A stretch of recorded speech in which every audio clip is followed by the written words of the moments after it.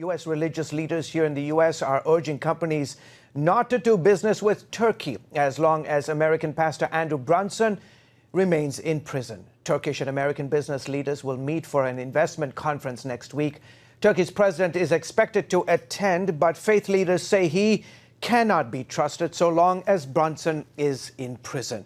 The U.S. Commission on International Freedom has written a letter to President Trump expressing concern about the conference.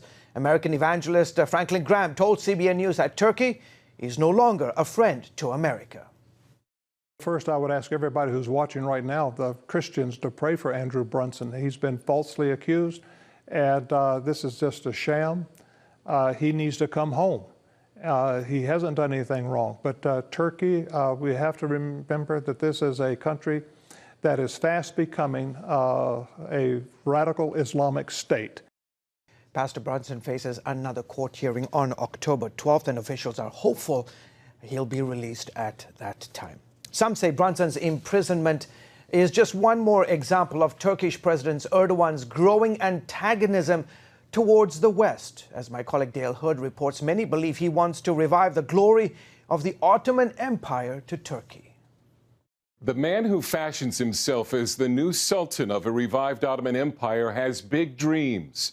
And one of them could well be to build an Islamic army against the state of Israel. A Turkish newspaper closely allied with President Recep Tayyip Erdogan and his ruling party published an article in December entitled "A Call for Urgent Action." The Middle East Media Research Institute reports it's the brainchild of one of Erdogan's closest advisors.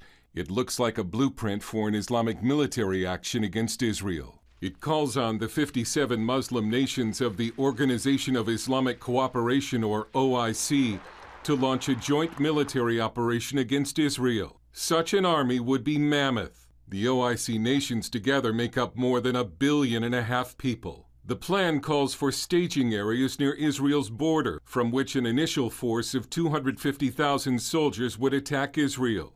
But is it a real threat? Former Turkish parliament member Aykan Erdemir told us he's skeptical. I would say this piece has more to do with domestic politics than with foreign policy. Erdogan is a very complex politician, and when it comes to Israel, he compartmentalizes. On the one hand, Israel is often at the top of his targets. But at the same time, Erdogan also manages to continue bilateral relations of trade and cooperation. After the Trump administration's official recognition of Jerusalem as the capital of Israel, Erdogan turned up the anti-Israel rhetoric, calling Israel a state of occupation and terrorism.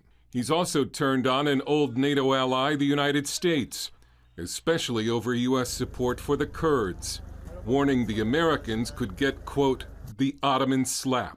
Erdogan continues to make threats against U.S., accusing U.S. to be kind of the mastermind of a global conspiracy alongside Jews to undermine Turkey.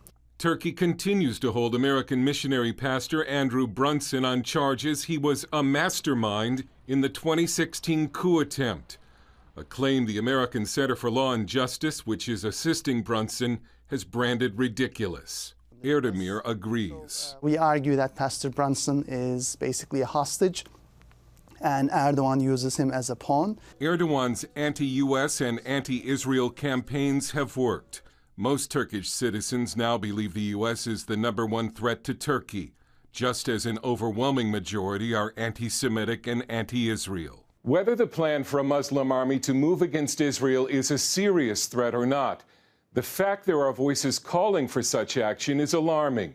The fact that it comes from persons close to Erdogan, even more alarming.